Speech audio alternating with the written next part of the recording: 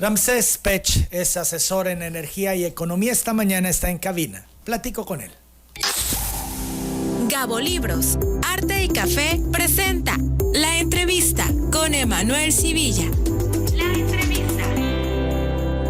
Ramsés, qué gusto saludarte. Feliz año. Bienvenido a Telereportaje. Gracias y gracias por la confianza del año pasado y con este nuevo año.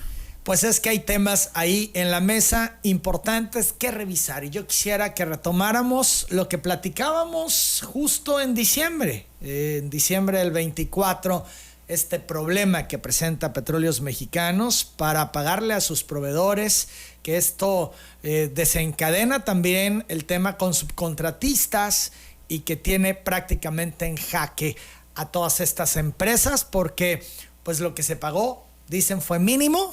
En Ciudad del Carmen refieren los empresarios que fue nada, a empresas contadas, y ahora la presidenta dice que antes de marzo se liquidará a todos, pero pues la situación se ve sumamente compleja ya en este arranque de año.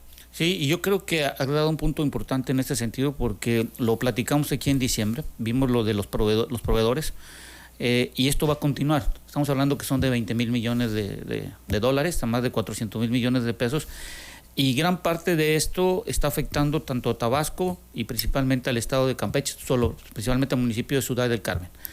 Va a continuar. Yo no creo que puedan pagar esos 20 mil millones, me lo veo muy complicado. Y por ahí el director de Pemex y junto con la presidenta comentaron sobre un tipo de préstamo que va a solicitar Pemex para poder pagar a toda la proveeduría. La realidad es complicado porque hoy sabemos que Pemex, al ser una empresa estatal, tendría que ser ayudado por parte del gobierno para poder colocar esta deuda. La pregunta es, ¿quién le quiere prestar a Pemex y cómo se lo va a retornar el dinero si es para pagar a proveeduría?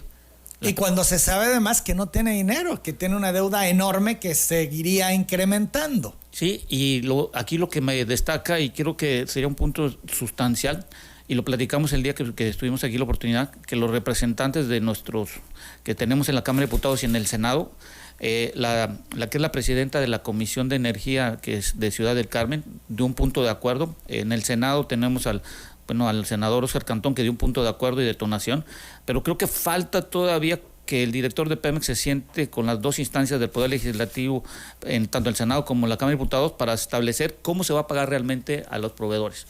¿Por qué te digo esto? Porque, como decimos en el argot, puedes escribir lo que tú quieras en un papel, pero la realidad es otra. Y ya lo vimos ahorita en diciembre, cuántas personas hoy en día dejaron de tener sus empleos. Y esto es algo muy importante porque no lo había visto, yo estaba fuera de la ciudad y acabo de llegar, y con la gente me gusta platicar mucho, y la gente que da los servicios de taxis, hoteles y todo eso, está abajo. Y no puede ser posible. Es lo que te dicen. Sí, está abajo aquí, sobre todo en el estado de Tabasco. En Campeche también tuve la oportunidad de pasar en Ciudad del Carmen. La ocupación hotelera está baja. Los pasajeros en vuelos, bueno, ya vimos Mexicana, acaba de cancelar el vuelo aquí a Villahermosa, pues está cancelando, está colapsando. Y me fui a Paraíso para checar y veo Paraíso como en el 2015 en el municipio del centro. Muy caro, pero no hay quien te pague lo que tú estás queriendo que te paguen. Una situación dramática, entonces. ¿No hay manera de poder subsanar este tema de la deuda a los proveedores? Tú sabes que en enero y febrero empieza la recaudación y dependemos mucho del IVA, sobre todo de la recaudación del IVA, y dependemos de los impuestos que se puedan recaudar en enero y febrero. La pregunta aquí es, ¿qué va a hacer el gobierno? ¿Lo va a dar para el programa social? Porque ya sabemos que el programa social en el 2025, la parte de desarrollo social, el 70% se va en el gasto de esto. ¿Dará prioridad a la parte social o dará prioridad a la parte de la proveeduría? Y ya lo vimos, por ejemplo, en compañías que les cancelaron contratos, no hay ampliaciones y hay que esperar la parte licitatoria, que es uno de los problemas que yo estoy observando para el próximo año. Van a ser a plazos recortados, pueden ser asignaciones directas, y aquí vengo una pregunta: ¿van a contratar a empresas que tengan la experiencia y la calidad del trabajo para continuar haciendo las operaciones de alto riesgo que tenemos en esta industria, o van a contratar a empresas que solo cumplan en papel? Es ahí la gran pregunta que tengo ante un presupuesto reducido. Pero eso nos pone en un riesgo enorme. Claro, porque si ya lo vimos, por ejemplo, vimos la de Petroquímica, que tuvieron un accidente hace poco, estamos viendo problemas, accidentes en las plataformas, estamos viendo accidentes en tierra, vamos viendo accidentes en las refinerías. Esta industria de hidrocarburos no es para inexpertos, es para gente que realmente tenga el conocimiento y la experiencia. Los especializados, pues ahí incluso a la hora de la licitación vienen las especificaciones de quienes pueden acceder a una licitación de este tipo, ¿no? Y ahí es lo importante, porque recordemos que la industria de hidrocarburos llegó donde había población en algunos casos, y esto está poniendo latente en cuanto a cómo se está operando en la parte de Pemex de los subcontratistas. Entonces no hay manera con Pemex, ni ahora que le cambiaron el tipo de régimen, ya ves que hicieron las modificaciones y demás, ni siquiera eso va a ayudar y permitir que avance. No, porque la realidad, a ver, pasó de una empresa que está bajo la ley mercantil, y ahora, por ejemplo, todos los proveedores que tengan alguna disputa con Pemex van a tener que ir con el gobierno, como era antes de la reforma energética. Entonces, imagínate cómo tú como proveedor, ¿qué vas a hacer? Le ponía una cotización de 10 pesos, ahora se lo tengo que poner de 15, porque me pagan a 180 días, no sé si me van a pagar. Y hay algo importante, solo estamos hablando de toda aquella empresa que tiene un COPADE, y el COPADE es como un documento que te dan en el sistema de Pemex para que puedas hacer la factura. Pero si no tienes ese número de COPADE, tu estimación o tu trabajo está en el aire. Entonces, hemos calculado que lo que está dentro de COPADE son los 400,000 millones de pesos, y hay más de 200,000 millones de pesos que están sin COPADES. Entonces, todas esas compañías no pueden hacer facturaje, no pueden cobrar. Y la pregunta es, ¿qué van a hacer con todas esas compañías también? El caso todavía se ve mucho más complicado. Entonces, no hay manera de ayudar a Pemex, no hay manera que retome el camino, no hay manera de que vuelva a ser lo que fue. Yo lo creo complicado porque, vuelvo y repito, ahorita observé al mes de noviembre en la Secretaría de Hacienda y Crédito Público, la total de la deuda aumentó más de 6 billones de pesos. Aumentar más la deuda para contratar, para pagar, va a ser un problema. Acuérdense que la deuda de Pemex es deuda pública, y con la Comisión Federal de Electricidad es deuda pública. Al fin y al cabo todo lo tenemos que pagar. Entonces, el déficit presupuestal de este año va a ser de 1.2 billones. E imagínate que solicitáramos un préstamo para pagar a toda la proveeduría. Se tendría que sumar a este dinero que se tiene para este 2025. La pregunta es, ¿quién te lo va a prestar? Es como tú, yo o cualquiera que me esté escuchando, cuando estás en el buró de crédito o vamos a pedir un crédito, pues no te lo van a dar porque estás mal. O te lo podrían dar a cambio de alguna otra situación o a qué tasa desfavorable. De interés, o a qué tasa de interés, cuando vemos que las tasas de interés ya empezaron a bajar. La pregunta es, van a decir, como cualquiera, de acuerdo a tu puntaje, te voy a dar una tasa de interés del 20% si estás muy mal calificado, pero si estás bien calificado te puedo dar una tasa de 8%. Yo recuerdo mucho lo que dijo el licenciado Juan José Rodríguez Prats al inicio de la anterior administración, la de Andrés Manuel López Obrador, que Pemex no tenía remedio, que no le metieran dinero bueno al malo, porque iba a ser contraproducente. Y lo que vemos hoy, ya a más de 6 años de distancia, pues le da la razón. Pemex no tiene remedio. No tiene remedio desde el punto de vista financiero, al menos que lo que voy a llamar se llame como el Fobaproa.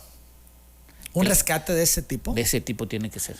Que la nación asuma esa deuda, la saquen de los balances financieros de Pemex y esa deuda sea trasladada a la nación. Es la única que yo veo. No hay de otra forma desde el punto de vista financiero. ¿Por qué? Porque es una deuda reconocida por parte de la empresa y esto le afecta financieramente. Vemos al gobierno que habla y nos dice que no está tan complicado, sí, ya vamos a pagar, no, con este cambio de régimen ahora va a ser mejor para que la empresa petrolera siga adelante. Son dos realidades que yo no termino de entender, Ramsés, cuando por un lado se ve la crisis rebasada en el sector energético y por otro lado gobierno diciéndonos no pasa nada, todo está bajo control, tranquilos. Bueno, vamos a ponerlo así en este sentido. Pemex es una empresa que tiene la mayoría de su influencia en la parte del sector de hidrocarburos y lo vamos a dividir en este sentido. Está lo que llamamos Pemex Exploración y Producción, que es la extracción de hidrocarburos. Es ahí donde está principalmente el problema con la deuda de proveeduría. Y una parte está ahí en gran parte, porque el 80% del que llamamos del dinero que se utiliza para operar está asignado ahí. El otro es la parte de la refinación, donde está la venta y comercialización de los combustibles y donde están las estaciones de servicio. Y lo otro que tenemos nosotros es la parte de la logística, que eso Pemex controla toda la parte del control de la venta, el envío de petróleo y petrolíferos. ¿Dónde está realmente centralizado el negocio de Pemex? Y esto va a seguir las próximas 2 décadas, en la venta y la comercialización de combustibles. Pemex controla el 80% de todos los combustibles que se venden en este país por parte de Pemex, gasolina y diésel. Entonces, el negocio donde se va a centrar Pemex hoy, en estas últimas décadas, va a ser en la venta de combustibles de gasolina y diésel principalmente. En la extracción de hidrocarburos ya está tasado a 1.8 millones de barriles, aunque la producción ya vimos los últimos meses está cayendo. Cae de nuevo. Y está cayendo y va a seguir cayendo, derivado de la contracción, la falta de operatividad por parte de proveedores que ya no están trabajando y la incertidumbre de quiénes van a contratar. Entonces va a caer la producción. La única solución es, y que vimos un análisis, es que México, si yo veo los datos de enero a diciembre, ha incrementado la importación tanto de gasolina como de diésel, porque las 6 refinerías que tenemos en nuestro país están operando por debajo del 60%. Y la refinería de Dos Bocas, vuelvo y repito, siguen pruebas, no está operando todavía. Pese a lo que nos dicen. Siguen operaciones todavía a un cuarto, vamos a ponerle un 10%, pero no está produciendo realmente lo que se tiene que dar. No se cumplió tampoco lo que han insistido desde López Obrador, satisfacer la demanda nacional, porque eso es lo que se supone que todas las acciones que han hecho era para satisfacer la demanda nacional. Y estamos lejos otra vez de ello.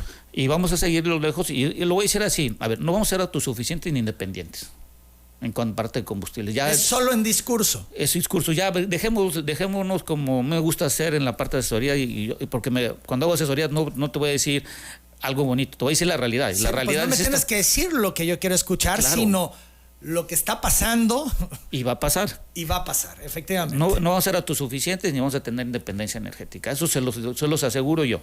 Y eso va a ser, y se los digo porque ahorita vemos lo de los carros eléctricos y todo el relajo, pero en México vamos a seguir utilizando combustibles fósiles cuando menos 4 o 5 décadas más. Esto no va a ocurrir de la noche a la mañana, que vamos a dejar de ser. Y más con la llegada de Trump al gobierno de Estados Unidos, que es antiagenda verde y 100% petróleo. Y vemos ayer va a incidir, en el contexto internacional justo en ello, ¿no? Sí, y vimos ayer la declinación del ministro de Canadá, que en ese sentido él es proambientalista. Sí. Entonces, el que viene... Igual que Sheinbaum. Y entonces el que viene en Canadá va a ser una compatible con Trump. Entonces, entendamos algo por el estilo. Nosotros ya tenemos una desventaja en el TEMEC y en cuanto a los combustibles también. Canadá exporta casi más de 4 a 5 millones de barriles diarios de petróleo crudo de Estados Unidos. No van a quitar esa cantidad de petróleo.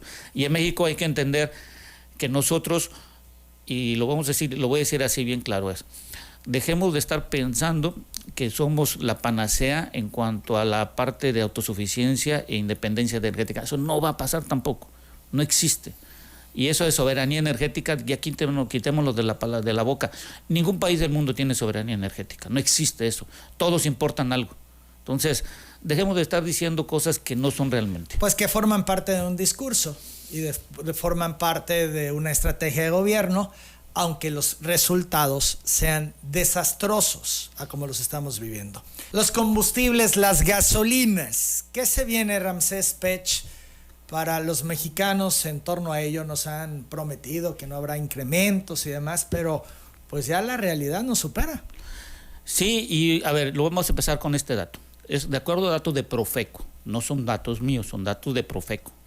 Supuestamente la gasolina verde subió 6.57%, la premium 8.45% y el diésel 6.29%. Esto es con datos de la primera semana de enero del 2024 a la última semana del mes de diciembre. Es decir, ese es el porcentaje que subió.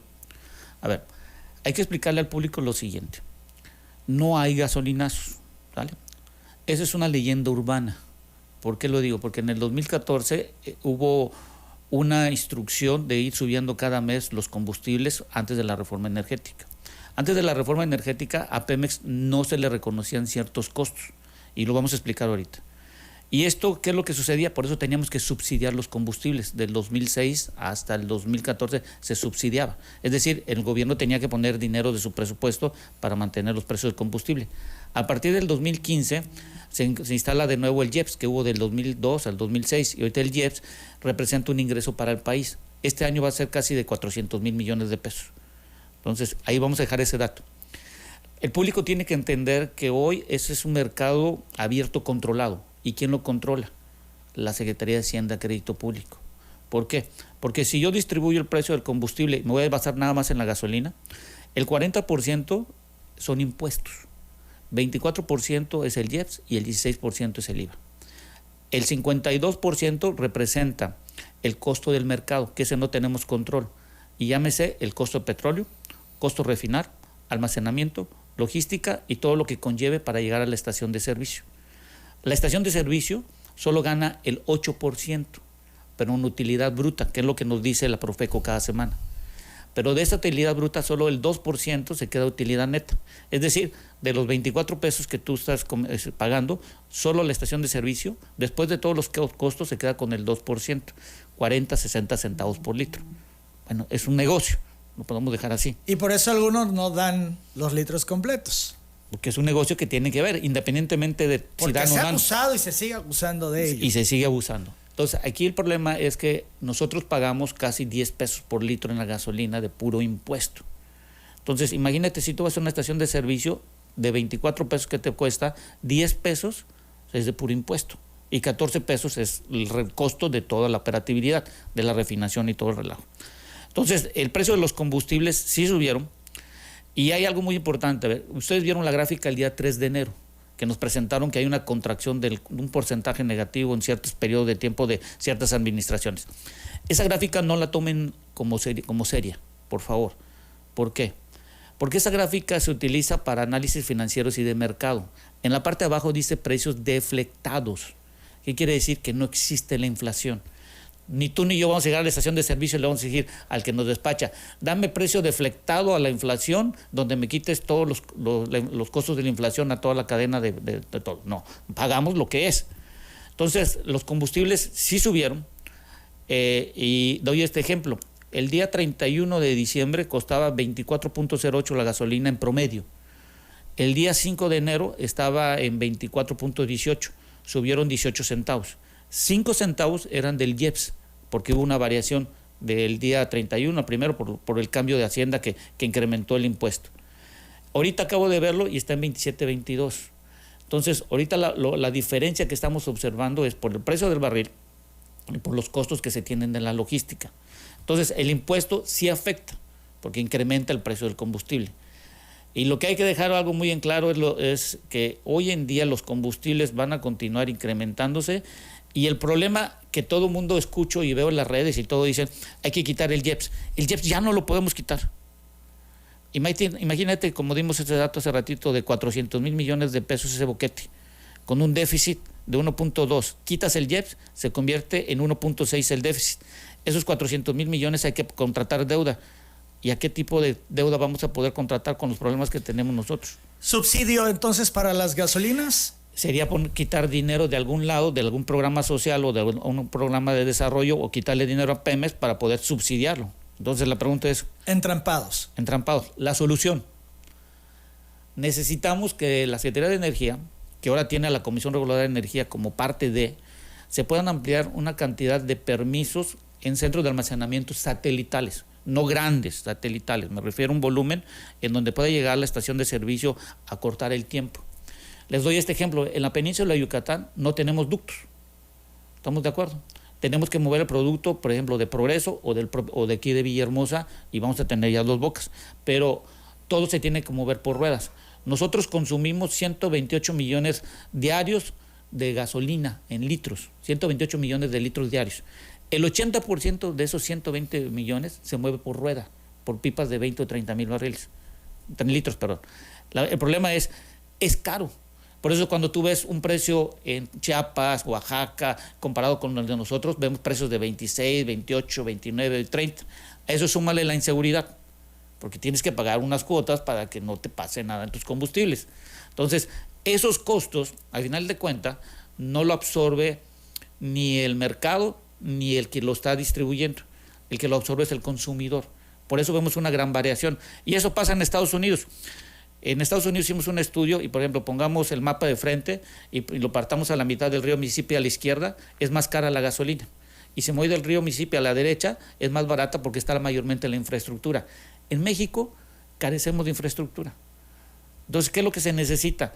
Reducir los costos de la logística y que el transporte tenga la seguridad para que llegue bien. Pero seguimos enterados de que el huachicol pues es de lo más atractivo.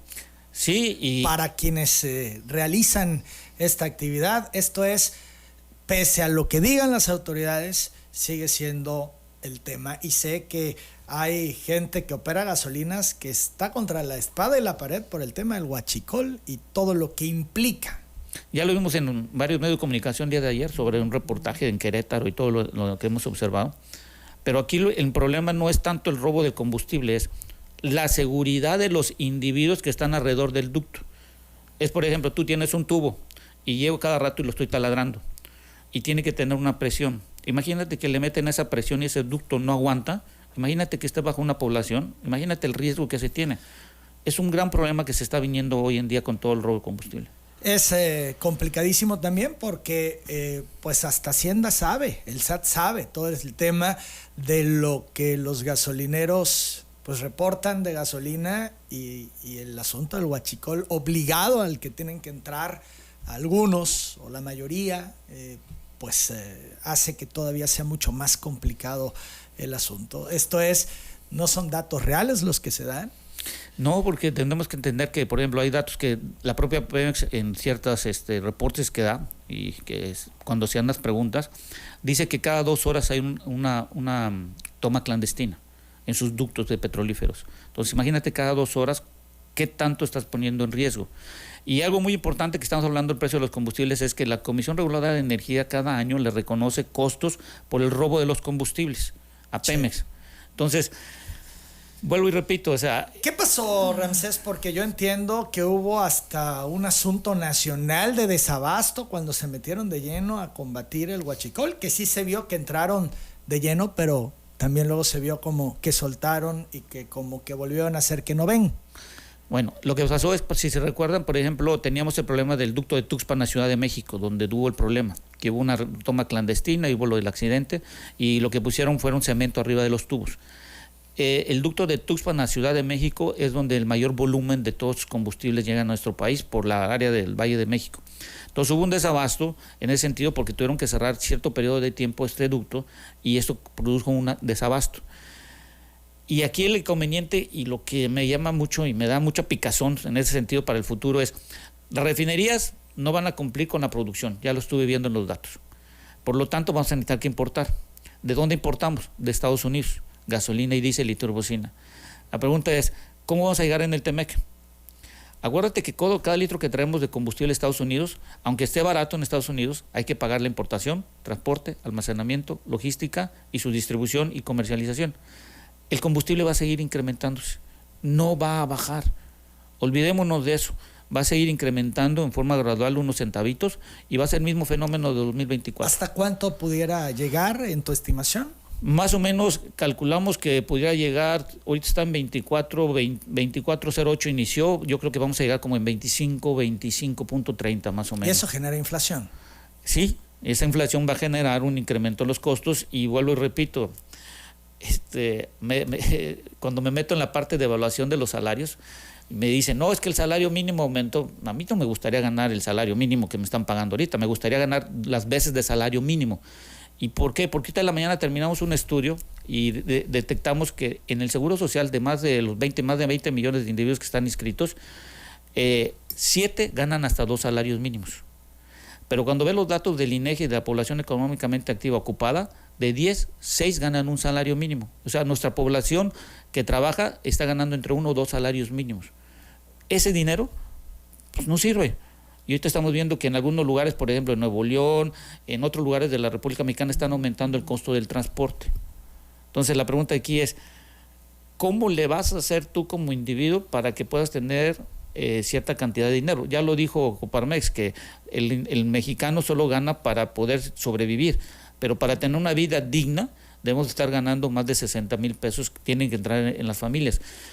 ¿Qué tendría que pasar? Pues todos tenían que estar trabajando y la pregunta, ¿Dónde quedó la educación? Imposible, se ve imposible, 9-14.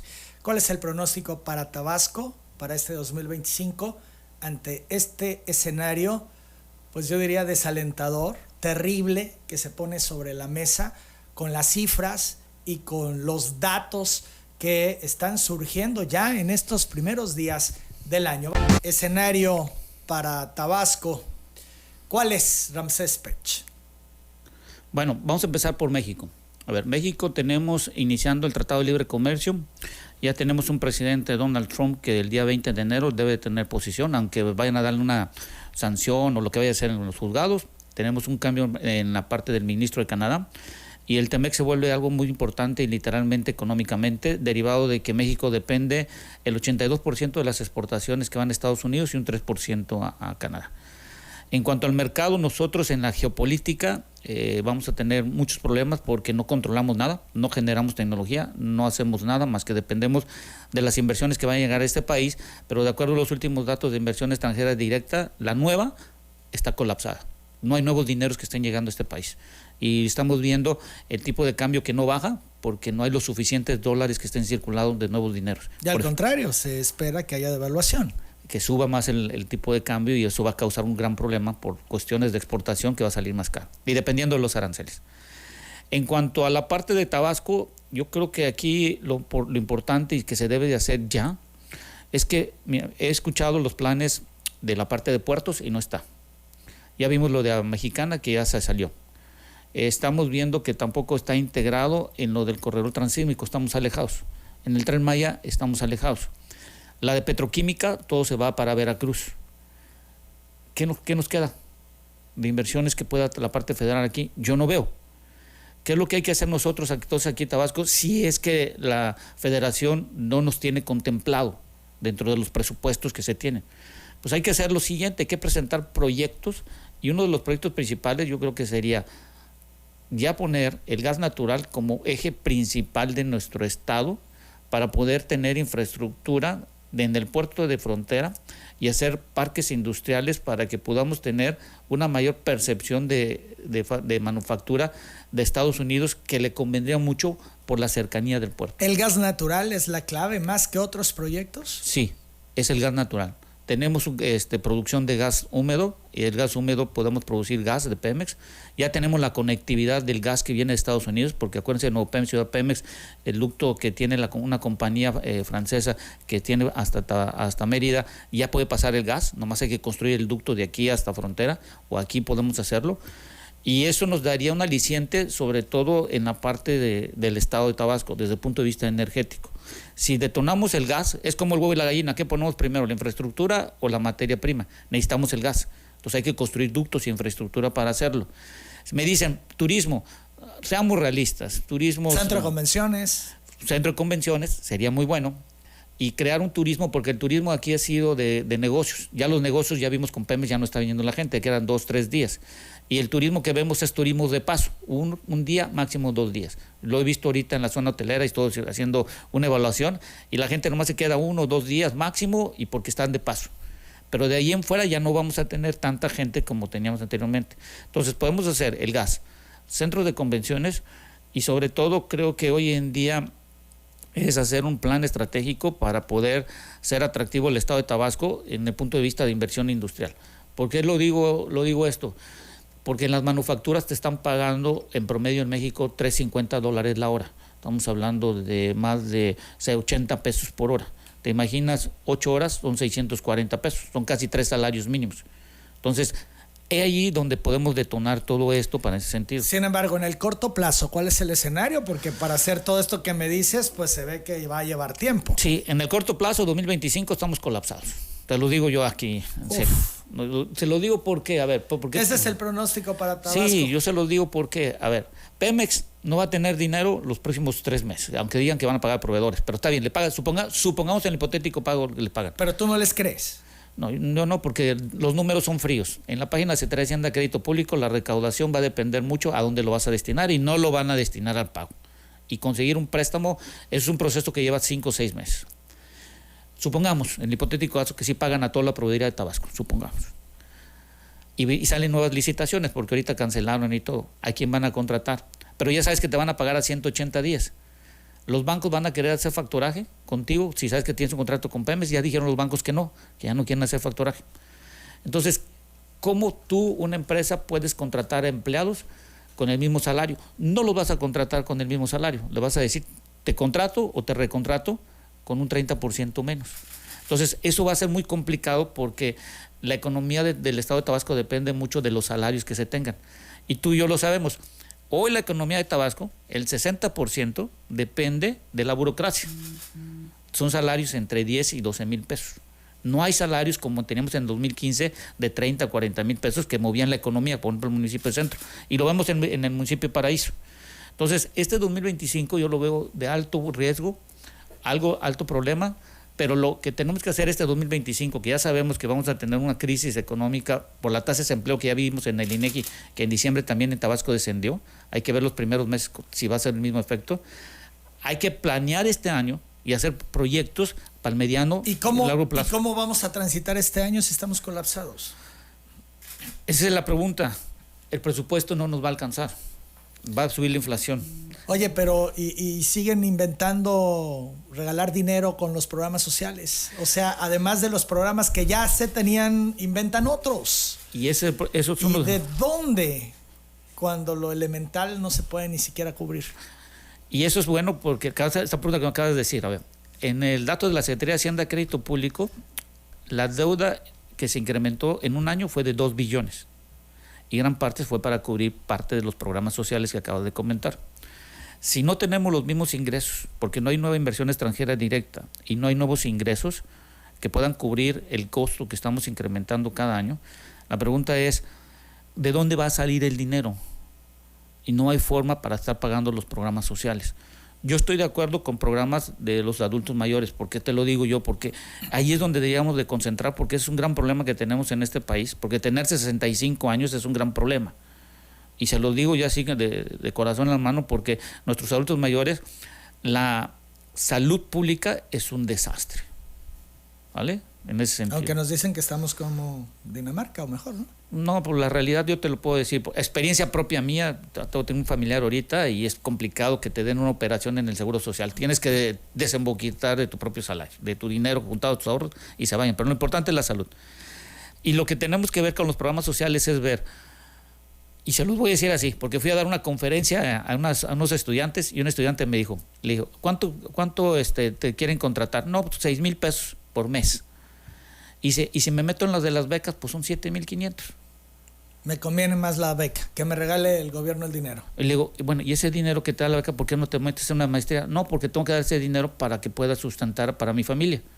Entonces, la pregunta aquí es, ¿queremos que nuestros estudiantes sigan pensando en los dineros en el futuro que el gobierno te va a dar? ¿O queremos estudiantes que estén pensando que van a tener una remuneración económica de acuerdo a su conocimiento y con ello conlleve a un crecimiento de conocimiento en nuestro país y no sigamos como estamos hoy en día, siendo simplemente ensambladores de tecnología que no existe en este país? Terrible, porque no se ve por dónde, Ramsés.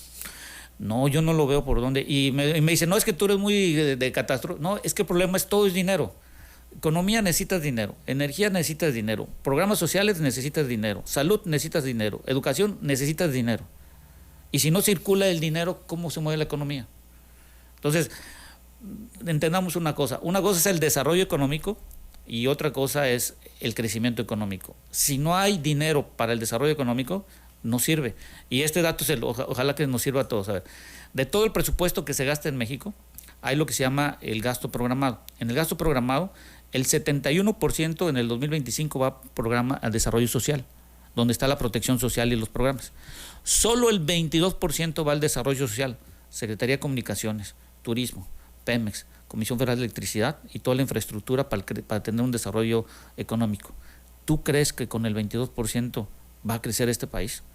Con más de 130 millones de individuos, en donde la población al año 2060 va a ser mayormente de 65 años. Quiero ver todos los estudiantes que están hoy saliendo o que están estudiando o todas las generaciones que están naciendo van a tener que estar pagando las pensiones de todos aquellos a ese periodo. Y si hay una deuda que está creciendo Hicimos una proyección, y lo que me llama la atención que en el 2030 posiblemente la deuda del país pueda llegar hasta los 25 billones de pesos. Uf. Dan ganas de salir corriendo. Las 9 de la mañana, 27 minutos. Rápidamente, tu pronóstico para Pemex en este 2025. Pemex Exploración y Producción colapsado por la producción. En la parte de transformación industrial, no en la refinación, sino en la venta de combustibles, va a ser el líder, sobre todo en la venta de combustibles, donde proviene más del 70% de sus ingresos. Las estaciones de servicio de marca Pemex van a crecer, y espero que la Secretaría de Energía comprenda que para bajar los precios de los combustibles dependerá mucho de los permisos que den a privados y a Pemex para tener centros de almacenamiento. ¿Por qué? Porque el 40% del precio de los combustibles lo controla el gobierno. Y en cuanto al tema del día a día, de la exploración, de la importación, depender menos de esto, tú nos adelantabas, va a suceder todo lo contrario. Nos va a suceder todo lo contrario, y toda la parte de importación de combustibles vamos a seguir cuando menos 3-4 décadas más importando. En la parte de petróleo vamos a depender mucho si le dan o no dinero.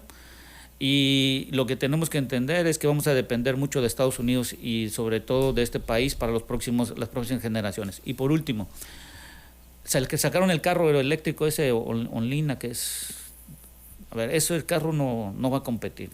Esa planta de manufactura tendría que estar produciendo 800,000 carros al año, que es el 50% de lo que produce la marca Tesla. Eso es imposible. Y ese carro no cumple con las especificaciones de seguridad que deben de tener en este país. Todo entonces es mediático. Sí, y vuelvo a lo mismo, y eso es lo que me preocupa de mi país, es cada administración que llega en ese país cambia sus políticas públicas, no hay una secuencia. La Cámara Legislativa, hemos visto los últimos años, cambia todo, pero no hay una política estructurada de largo plazo. No importa quién llegue, sino que siga esa política en el N número de años. Y la pregunta aquí es, nuestro poder legislativo, el ejecutivo y el judicial no están de acuerdo, están separados, y la pregunta que tendremos que realizarlo, los más afectados no es la instancia política, sino es el ciudadano de a pie, que solicita que el voz y el voto, y sobre todo la población que le dio la certeza a todos nuestros representantes, no solo vean en el sentido de la cuestión macroeconómica, que es lo que están viendo ya, sino la parte de las personas. Las personas no tienen una buena calidad de vida, están viviendo y sobreviviendo. Y les digo yo, cada vez que voy al súper hago una lista y voy viendo las variaciones de precios, y la realidad es que ya ni nos alcanza para hacer un rico caldo de pollo. Ya el pollo cuesta más caro que otro tipo de carne. Ya el pollo antes era un caldito de pollo, tu mole en pollo y todo el relajo en pollo. Ahora ya no. O compras el pollo en el mercado, y ya lo vimos que pues ya también cuesta caro también en el mercado el pollo también. Entonces, la pregunta aquí es, mejor centrémonos en lo que gana un individuo. Porque si me dices tú el salario mínimo aumentó, a mí no me sirve de nada el salario mínimo. Terrible escenario el que pues se vislumbra desafortunadamente. Algunas personas dirán, pero qué pesimistas. Yo diría, es preferible saber que pues estar en esta burbuja que a veces nos disfrazan las autoridades y que nos dicen que todo es bonito y que ahora sí, que no sé qué tanto, cuando el escenario es desastroso. Es mejor saber y tratar de prepararse en la medida de lo posible para poder transitar de la mejor manera. Gracias, Ramsés, por tu análisis de esta mañana. Gracias por la confianza y un saludo a todo el público.